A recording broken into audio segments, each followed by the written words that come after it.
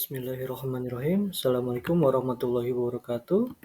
Selamat malam. Jadi kali ini kita akan membahas tentang DBMS, yaitu Database Management System. Nah, pendekatan sistem database. Di sini contohnya ada program pendaftaran pasien, kemudian juga ada program kasir, dan ada program data pegawai. Nah, jadi di sini merupakan salah satu contohnya ada di rumah sakit ya. Nah, jadi dari berbagai macam divisi tersebut dan berbagai macam program, mereka akan disatukan dan mengambil data dari DBMS atau Database Management System. Kemudian database management system tersebut mengambil data utamanya dari database utama, misalkan PHP, MySQL, atau Oracle. Jadi database utamanya itu ada dalam bentuk tabel-tabel, kemudian nanti disusun oleh sistem, kemudian nanti diambil datanya masing-masing di bagian pendaftaran, di bagian kasir, dan di bagian pegawai, sehingga semua mereka terintegrasi. Data tersimpan secara terpusat, berbagai user dapat mengakses data menggunakan DBMS. Nah, itulah bedanya DBMS dengan sistem biasa. Kalau sistem biasa itu, mereka tidak saling terkoneksi. Misalkan masing-masing divisi menggunakan Excel. Nah, Excel tersebut tidak terkoneksi di antara divisi lainnya, sehingga akan sangat menyulitkan untuk program yang sifatnya real-time dan membutuhkan koordinasi dari berbagai macam divisi. DBMS atau Database Management System mencakup proses yang pertama, defining, database mendefinisikan tipe data, struktur dan batasan constraint dari data yang disimpan dalam database.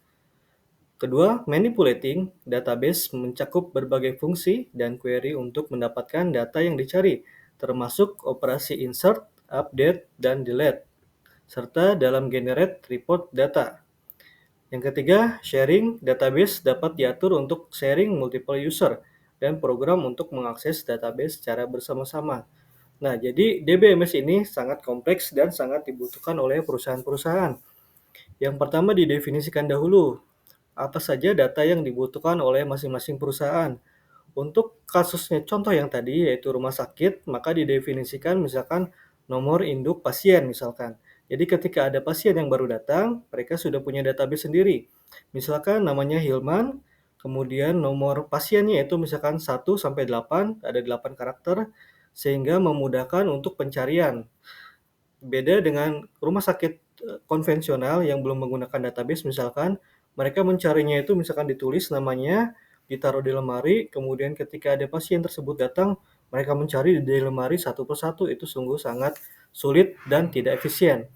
Jika sudah menggunakan database, maka data itu tinggal dicari, diketikkan nomor induknya, atau seperti mahasiswa itu ada nomor NIM ya, untuk penduduk Indonesia ada nomor KTP. Jadi sangat memudahkan pencarian, tidak perlu mencari satu persatu di dalam lemari, seperti itu.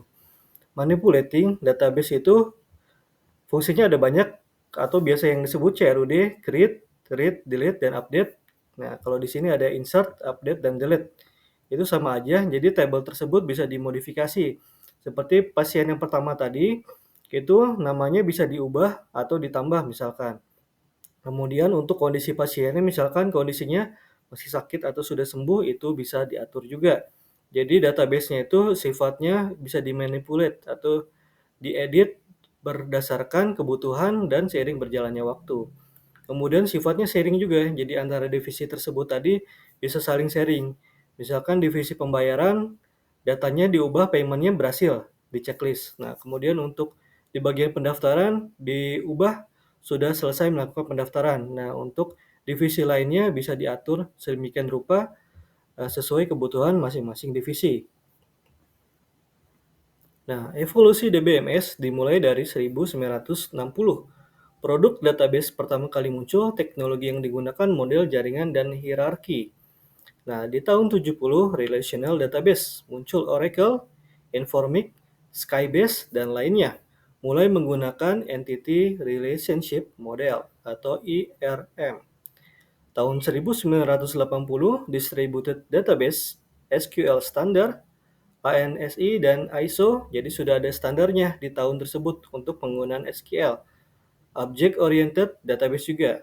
Kemudian tahun 1990, Client atau Server Application, First Object DB Product, SQL92, SQL99, nah itu tahunnya ya, ada tahun 92 dan 99. Mereka terus berkembang SQL sampai sekarang itu sangat bagus banget dan mudah untuk digunakan oleh berbagai user atau berbagai platform. Kemudian juga ada Decision Support System atau DSS atau sistem penunjang keputusan, digunakan juga untuk data warehouse dan data mining. Di tahun 2000-an ada Three-Tier Application, Object Oriented Model, dan Mobile DB. Nah, untuk DSS, data mining juga untuk di tahun 2024 ini masih banyak digunakan dan sangat viral sekali. Jadi penggunaannya itu di berbagai kalangan itu sudah menggunakan DBMS. Nah, tujuannya itu pertama yaitu untuk kecepatan dan kemudahan atau speed. Database memiliki kemampuan untuk mengkelompokkan, mengurutkan, bahkan perhitungan matematis, sehingga pengguna dapat melakukan penyimpanan, perubahan, atau manipulasi dan menampilkan data secara cepat dan mudah dan meningkatkan performance. Yang kedua, ada untuk efisiensi ruang penyimpanan. Dengan database, kita dapat meminimalisasi redundansi atau menghilangkan redundansi data yang tidak penting, baik dengan menerapkan pengkodean atau membuat relasi-relasi antar kelompok data yang saling berhubungan. Contohnya, ketika kita menggunakan KTP atau nomor induk kewarganegaraan, nah misalkan untuk di Jawa Barat itu depannya 32 biasanya. Nah, 32, terus kemudian lanjut lagi, nomor urut KTP itu biasanya ada 7101, itu tergantung kecamatan masing-masing. Nah, untuk di Bogor Selatan biasanya 32, depannya Jawa Barat, kemudian kode kecamatannya 7101, dan selanjutnya itu tanggal lahir biasanya. Setelah itu, nanti ada tanggal-tanggal lainnya. Kita coba cek di Google.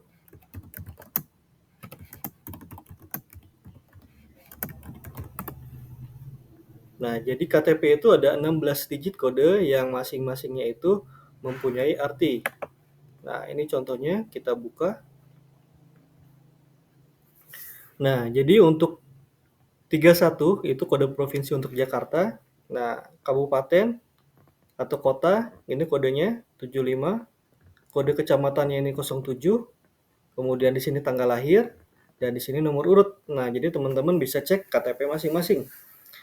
Itu merupakan kumpulan dari berbagai macam kode yang digunakan di Indonesia. Nah, itu digunakan untuk efisiensi ruang penyimpanan. Jadi, redundansi data itu tidak mungkin terjadi. Untuk satu nomor KTP yang sama, itu berarti satu penduduk atau satu nama. Jadi, tidak mungkin nomor satu KTP digunakan oleh beberapa orang. Itu tidak mungkin. Nah, itu pentingnya DBMS untuk penggunaan efisiensi ruang penyimpanan. Kemudian juga ada kebersamaan pemakaian atau shareability. Suatu database dapat digunakan oleh banyak user dan banyak aplikasi. Contohnya, data mahasiswa. Perguruan tinggi dibutuhkan oleh banyak bagian, di antaranya bagian akademik, keuangan, kemahasiswaan, perpustakaan, maka tidak harus semua bagian memiliki catatan data mahasiswa. Data cukup disediakan oleh sebuah database dan semua bagian bisa mengakses data tersebut sesuai dengan keperluan. Nah, jadi sangat efisien sekali penggunaannya. Nah, jika masing-masing divisi tersebut ini menggunakan atau punya data sendiri, maka itu akan terjadi redundansi. Misalkan mahasiswa A, dia ke akademik, dia datang ke bagian akademik. Kemudian dia datang lagi ke bagian keuangan. Kemudian dia datang lagi ke bagian kemahasiswaan. Nah, itu aja udah ada 3 database misalkan, kalau tidak pakai DBMS ya, udah ada 3 data di divisi masing-masing, itu sangat merepotkan. Jadi datanya lebih efisien jadi satu, dikumpulkan di database, kemudian nanti penggunaannya dapat digunakan di berbagai macam divisi. Seperti itu.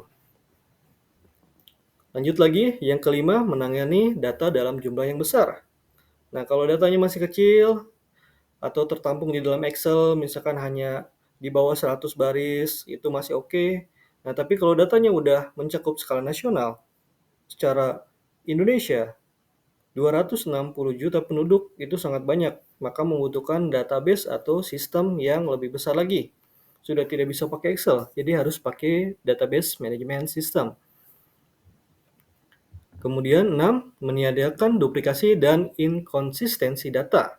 Jadi data-data yang duplikat atau nomor KTP-nya sama itu bisa ditiadakan. Kalau data yang sama bisa kita cari dan kita pilih salah satu. Dan kemudian selanjutnya inkonsistensi data. Nah, dengan adanya database atau struktur table, maka data itu jadi lebih terstruktur. Seperti yang tadi kita ambil contohnya kasus KTP, ini menjadi sangat terstruktur sekali dan orang tidak mungkin lupa. Jadi di depannya itu udah otomatis kode provinsi, jadi tidak mungkin kode yang lain. Jadi semuanya itu sangat terstruktur. Dengan adanya shareability, maka akan menyediakan duplikasi dan menjaga konsistensi data. Nah, kalau masing-masing punya program sendiri, tidak ada DBMS, itu akan sangat merepotkan. Tiap divisi dia menggunakan program sendiri dan database sendiri, dan itu tidak bisa digabung. Nanti ketika digabung, pasti akan terjadi duplikasi. Misalkan dari program yang satu, tabelnya ada 3. Program yang dua, tabelnya ada 2. Program yang satu ada nomor induk, nama, dan mata kuliah misalkan. Di program yang kedua cuma nomor induk dan nama doang, mata kuliahnya nggak ada. Nah, itu akan terjadi inkonsistensi data. Kemudian keamanan, DBMS dilengkapi dengan fasilitas manajemen user. User dapat diberikan password dan hak akses yang berbeda sesuai dengan keperluan dan posisinya. Nah, jadi dia ada security system sendiri dalam DBMS itu. 7. Mengurangi waktu pengembangan aplikasi. Pembuatan aplikasi dapat memanfaatkan kemampuan dari DBMS sehingga pembuat aplikasi tidak perlu menangani masalah penyimpanan data, tetapi cukup mengatur antarmuka atau interface antara user.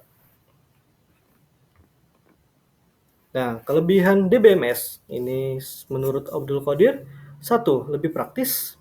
Sistem yang berbasis kertas akan menggunakan kertas yang sangat banyak untuk menyimpan informasi, sedangkan DBMS menggunakan media penyimpanan sekunder yang berukuran kecil tetapi padat informasi, seperti flash disk, memory card, hard disk, atau lainnya. Kedua, kecepatan. Mesin dapat mengambil atau mengubah data jauh lebih cepat daripada manusia. Contohnya ketika kita mencari nama di sebuah lemari, itu sangat repot. Terutama misalkan namanya Hilman misalkan. Dia harus mencari ke section H. Udah itu HA depannya. Kemudian lanjut lagi HIL. Nah, itu akan sangat banyak. Ada berapa nama Hilman mungkin di satu lemari. Itu baru di satu rumah sakit. Bayangkan di seluruh Indonesia. Ketika Dukcapil harus mencari data Hilman di seluruh Indonesia, itu akan ada ribuan nama Hilman mungkin. Nah, itu tidak akan jelas ada di lemari yang mana, akan sangat sulit. Nah, untuk yang poin ketiga, mengurangi kejenuhan. Orang cenderung menjadi bosan kalau melakukan tindakan yang berulang, yang menggunakan tangan, misalnya harus mengganti suatu informasi. Dengan adanya DBMS, maka akan lebih mempercepat, mengefisiensikan, lebih praktis, dan lebih kekinian. Informasi yang tersedia pada DBMS akan bersifat mutakhir atau akurat setiap saat setiap database tersebut diupdate. Contohnya, beberapa produk DBMS ini ada Oracle, Informix, Sybase, MySQL, DBase, MySQL, Microsoft SQL, dan Ingress. Nah, kita coba contohnya, salah satunya. Nah, database Oracle. Nah, Oracle database modelnya seperti ini, logonya. Jadi kalau kalian yang sudah kerja di perusahaan-perusahaan, sudah tidak asing lagi dengan database Oracle yang gambarnya seperti ini. Nah, untuk tabelnya, contohnya, seperti ini tampilannya. Nah, ini basisnya dia Windows. Ini merupakan SQL Manager for Oracle. Query data. Nah, jadi di sini ada database, ada view-nya, ada tools-nya, ada services yang bisa digunakan, ada option-optionnya, ada Windows-nya. Nah, di sini ada database-nya banyak, bisa dipakai yang mana aja. Kemudian di sini bisa dipilih execute atau explain query, dijelaskan, dieksekusi. Kemudian kita bisa bikin query baru atau bisa dimodify, di-delete, dan di-add. Nah, kemudian juga kita bisa select. Kita bisa pilih regionnya atau tempat, itemnya apa aja, dari table apa, itu bisa dipilih. Seperti itu. Nah, ada juga MySQL. Ini contohnya, kalau untuk saya sendiri pakainya XMPP, Control Panel. Jadi, database tersebut bisa kita start, Kemudian adminnya bisa kita cek dalamnya. Nah, jadi dia aksesnya di localhost phpMyAdmin. Jadi teman-teman bisa ketik di Google XMPP, kemudian nanti muncul seperti ini. Nah, ini belum start.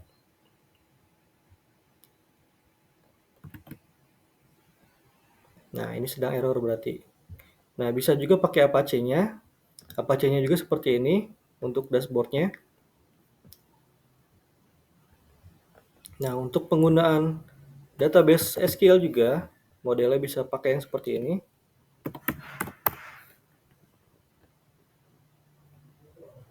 Nah, modelnya ini, Visual Database Designer-nya, ini dia pakai yang modelnya visual.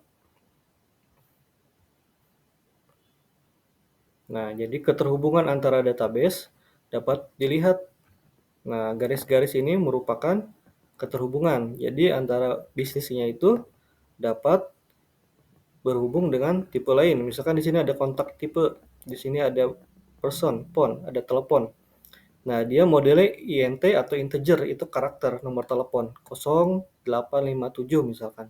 Itu INT. Kemudian ada varchar. Varchar itu variabel karakter, ada huruf dan teks. Nah, ini di sini ada key-nya nih. Di sini ada foreign key atau nomor utama yang tidak mungkin sama dengan nomor lainnya atau nomor ID. Nah, itu untuk selanjutnya sistem database. Sistem database merupakan sistem yang terdiri atas database dan sekumpulan program DBMS yang memungkinkan beberapa user mengakses dan memanipulasi data tersebut berisi database, DBMS, dan program aplikasi. Ilustrasi sistem database, jadi ilustrasinya seperti ini, ada end user. Nah, mereka mengakses modul dan kemudian database tersebut ada banyak filenya. Misalkan ada 4 file. Nah, masing-masing tersebut seperti yang dijelaskan tadi. Nah, misalkan di sini ada nomor telepon user, di sini ada kontak, di sini ada business entity. Nah, di sini juga ada address juga. Nah, di sini ada jenis-jenisnya di dalamnya. Bisa kita lihat seperti ini di dalamnya. Ada yang modelnya XML, dalamnya datanya. Ada yang modelnya juga SQL, dan lain-lain. Nah, data tersebut diolah oleh database administrator. Modul-modul dan query tersebut berkumpul di database DBMS. Nah, contoh penerapan database. Tabel pasien mencatat menyimpan data yang berkaitan dengan pasien. Kemudian juga ada tabel resep, mencatat dan menyimpan data-data yang berkaitan dengan resep dokter. Nah, kalau di tabel pasien adanya ini nih. Nomor rekam medik, nama, alamat, dan lain-lain. Kode dokter, tanggal berobat, dan lain-lain. Nah, kalau untuk di tabel resep, dipakainya seperti ini. Nah, gitu. Jadi berbeda antara tabel pasien dan tabel resep.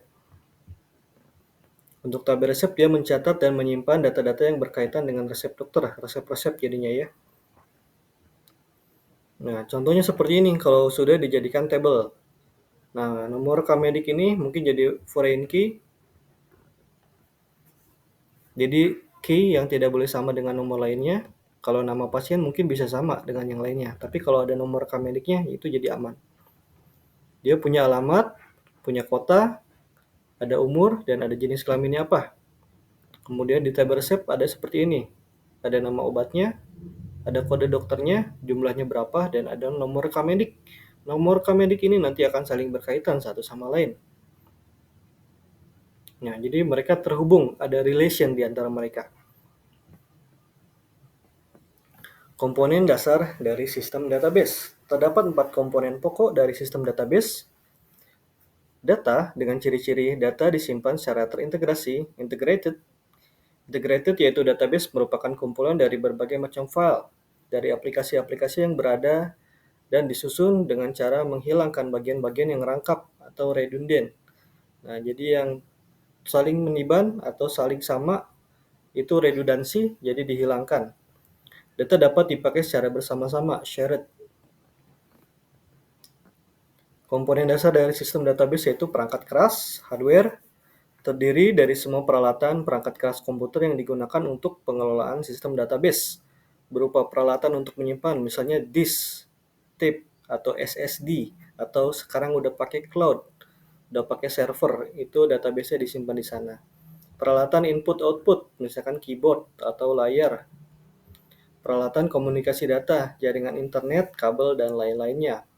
Perangkat lunak berfungsi sebagai perantara interface antara pemakai dengan data fisik pada database, berupa DBMS atau program aplikasi dan prosedur-prosedur. Nah, komponen dasar dari sistem database, yaitu perangkat manusia atau brainware-nya, adalah orang yang menggunakan atau mengoperasikan komputer. Contoh dari brainware adalah programmer, netter, dan orang-orang yang sedang menggunakan komputer. Beberapa jenis pemakai berdasarkan cara pekerjaannya dan cara mereka berinteraksi dengan database. Data administrator yang nomor 1 merupakan pemakai yang berinteraksi langsung dengan sistem menggunakan database yang tugasnya konfigurasi sistem database secara keseluruhan, memantau kinerja sistem, mendefinisikan pemakai dan otoritasnya, menentukan isi dan sekuritas database, dan mengalokasikan besarnya ruang penyimpanan, merencanakan backup dan recovery, dan melakukan pengaturan find meningkatkan performasi. Nah, komponen dasar dari sistem database ada pengembangan aplikasi atau programmernya yang membuat dan memasukkan perintah-perintah atau manipulation language. Pemakai mahir atau casual user merupakan kelompok pemakai yang berinteraksi dengan database, langsung menggunakan aplikasi antarmuka interface. Tugasnya menuliskan perintah query command line yang telah ditentukan oleh sistem manajemen database hingga reparasi terhadap database yang mengalami kerusakan. Nah, terakhir ada end user, pemakai yang berperan dalam pemasukan data. Data entry dalam rangka membentuk database yang lengkap dengan menggunakan aplikasi pengguna database yang telah dibuat oleh developer. Setelah pemasukan data telah lengkap, pemakai ini dapat diberi tanggung jawab untuk melakukan pekerjaan pengecekan, verifikasi, perubahan, hingga pencetakan data informasi pelaporan. Nah, kemudian ada keamanan data. Kita akan lanjut di part 2 selanjutnya, biar tidak terlalu panjang. Terima kasih telah menyaksikan.